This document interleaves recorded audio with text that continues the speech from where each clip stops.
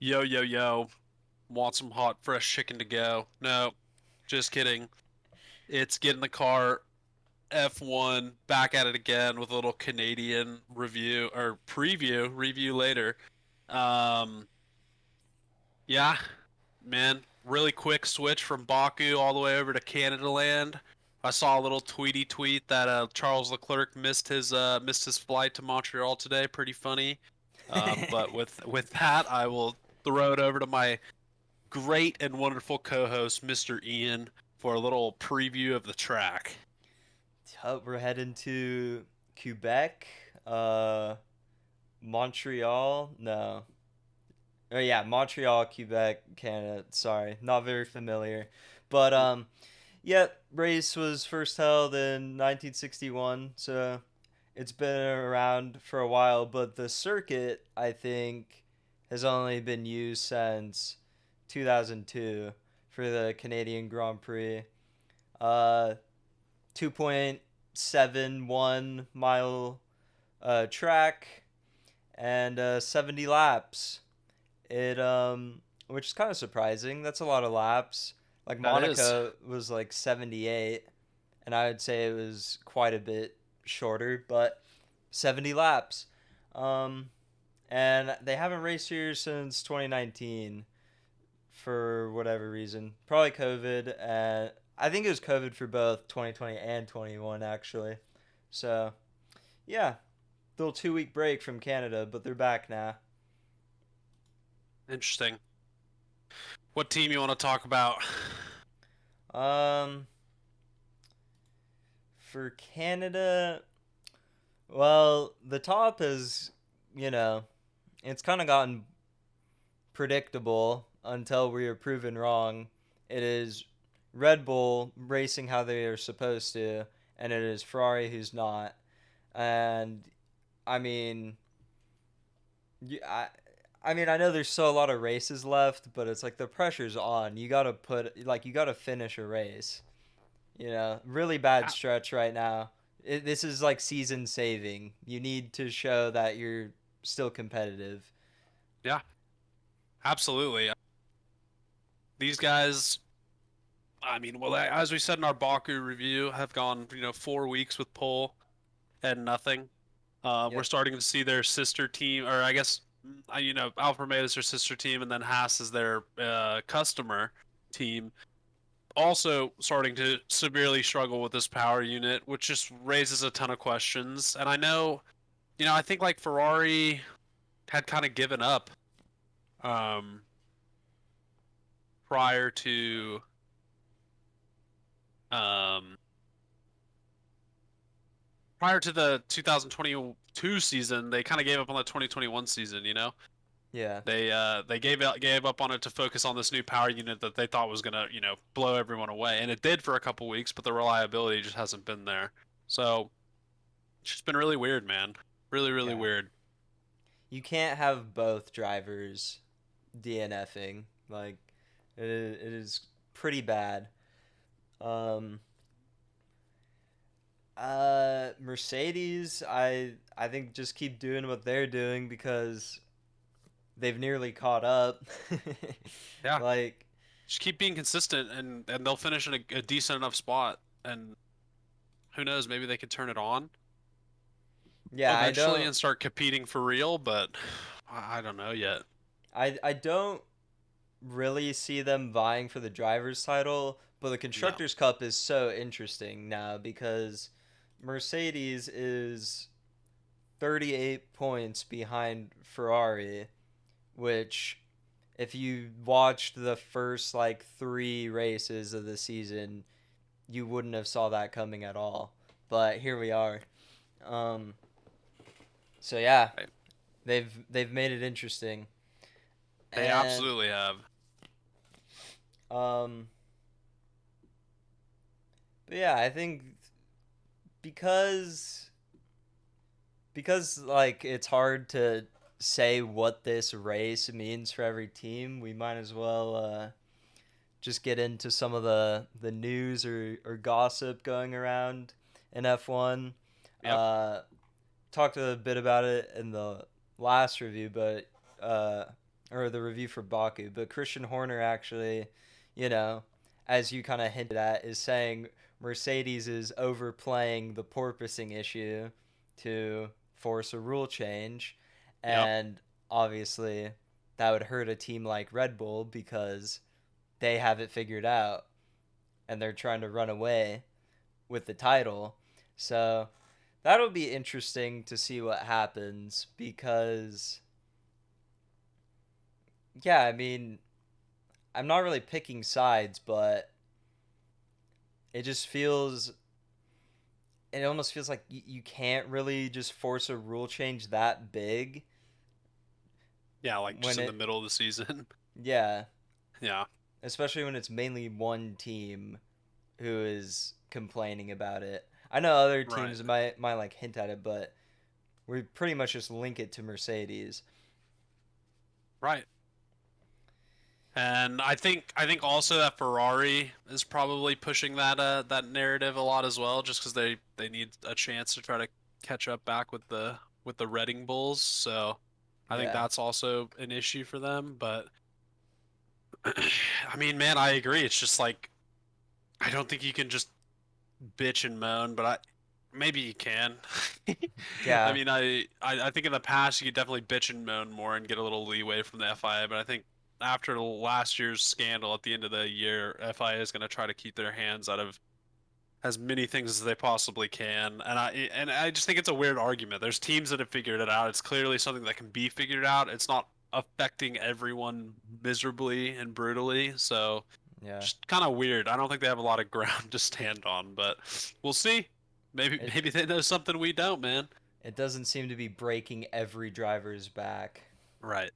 It's breaking the Eh, Mercedes drivers back. And yeah. you know, you'll notice it every once in a while on another team just a little bit, but it's Yeah. nothing too insane, man.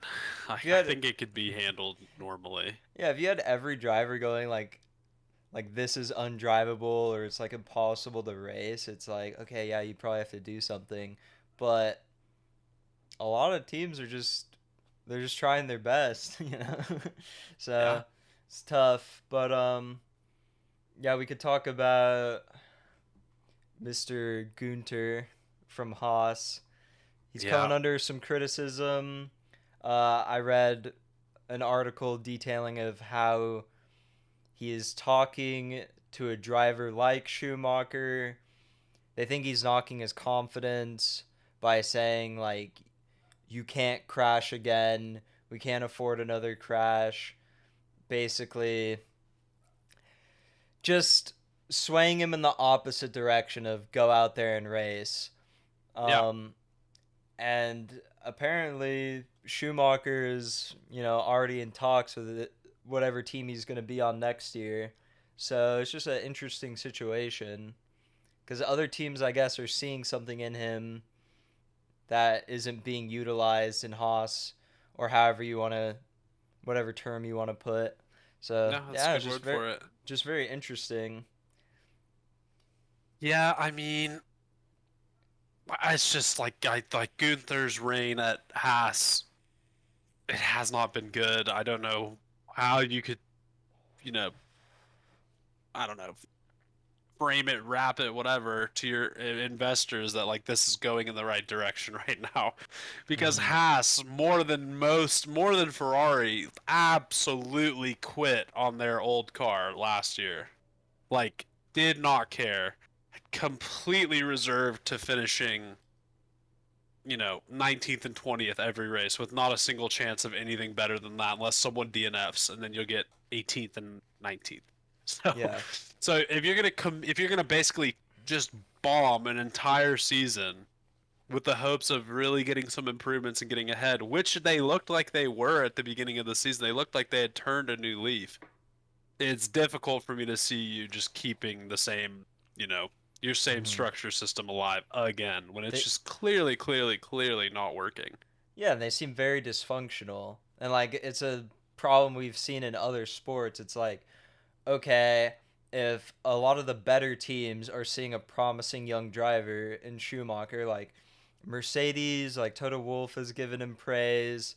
Um, I think Ferrari has given him praise. Like other teams clearly see something in him, and you know we've been watching every race. He's not doing particularly well, but they're probably just attributing it to Haas being dysfunctional rather than him just being a bad driver. And then Right. that's a big problem because I mean, let's say he's just gone no matter what. You lose a potentially really good driver, and I think, you're starting to get into the territory where you have to bring in a new team principal, and then your driver situation is rough because it's like, I mean, I do think they should bring back K Mag because they For need sure. someone who's stable and knows what he's doing. But then you got to find another, promising young driver. It's just a messy situation. Super messy. Super duper messy. I mean, it's it's sad. It's sad to be a Haas fan. Straight up, bruh. Sad to be a Yeah. Haas fan.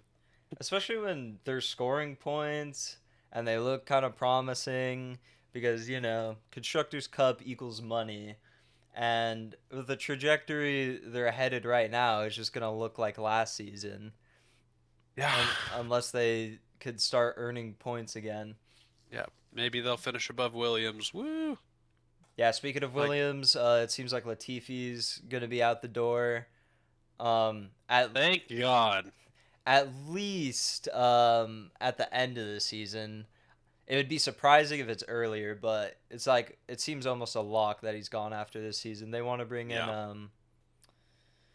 Oscar uh Piastri. yeah, that boy, Yeah. the reserve driver for a couple He's the teams. he's the F2 champion last year, and I think he like Hmm. kind of dominated it. He kind of George Russelled it and owned. So That's a good I move, but they also need to improve their car.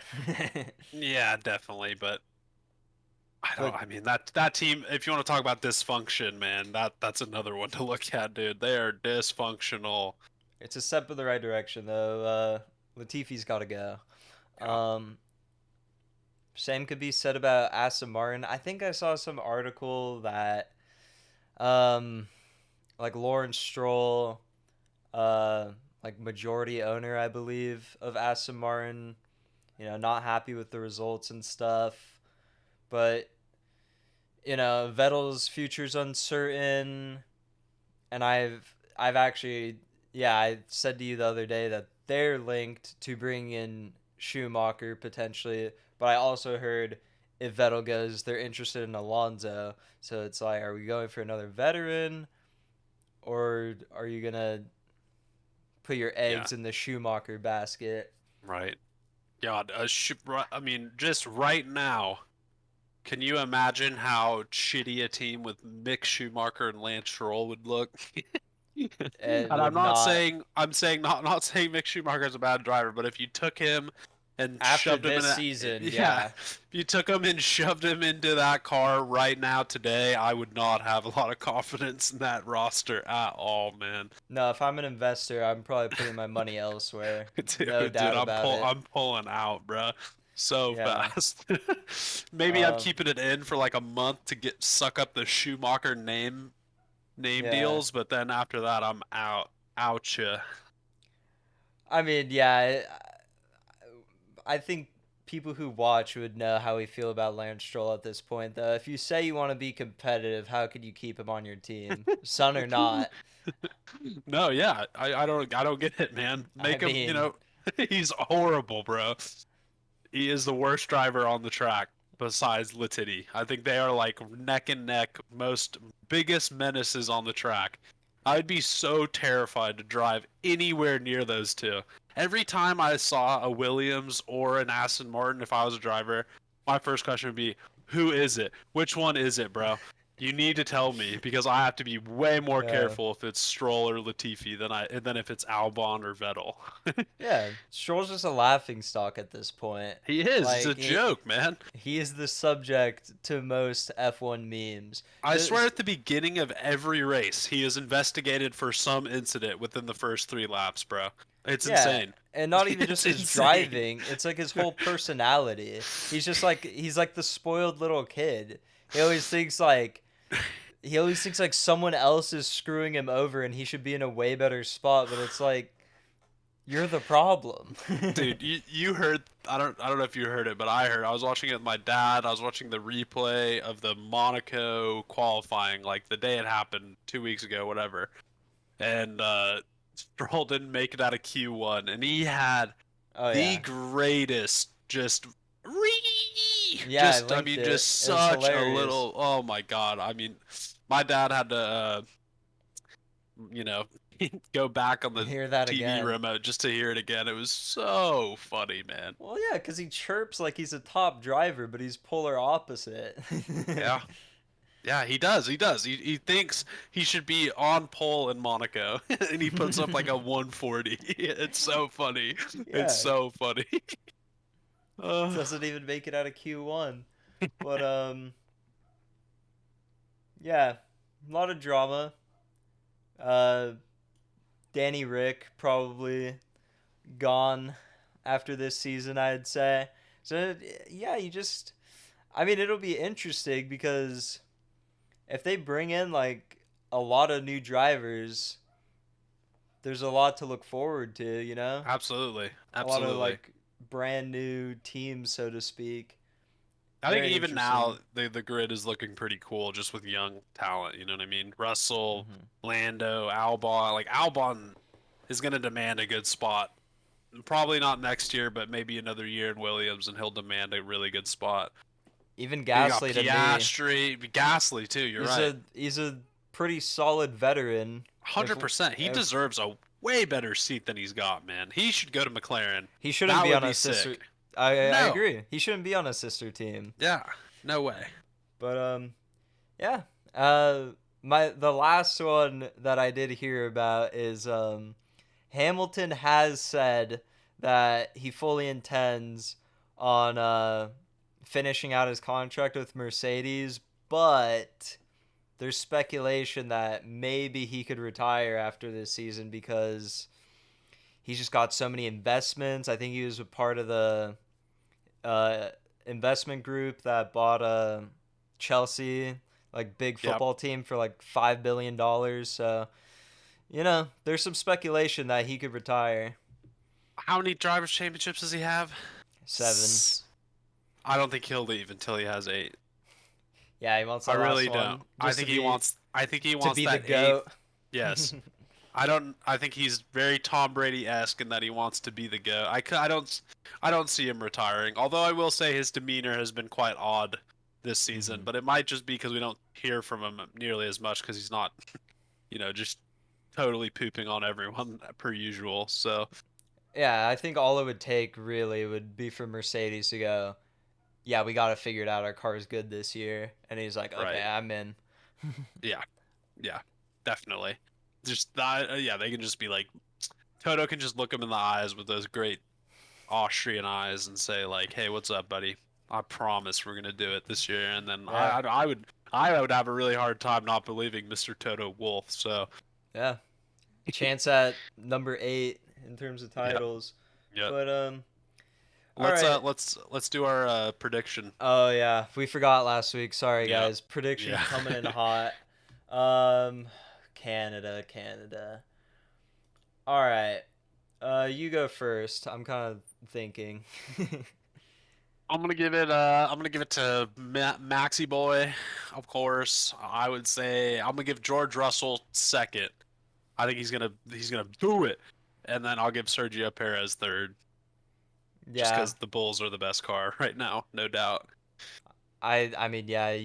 I'll go. I'll go Max first. I actually do agree on Russell second, and I'll go Charles third. I think he'll finish the race, but he's gonna be a Scared. little psyched out because of their Yeah, problem, so he's not gonna be as fastest, and he's gonna end up third. That's I my agree. prediction. I can agree. And Charles probably gets pole again, but just Yeah, loses it off and the line. loses it. Yeah, yeah. Well, guys, thanks for watching. Subscribe and tell all your friends and your mom and your dad and your dog and anyone with a goddamn internet connection to Yep, motherfucking subscribe. So, yep. And Yep. you'll see us again after this race and then before Silverstone. Yep. All See right. you soon, guys. Peace. Peace.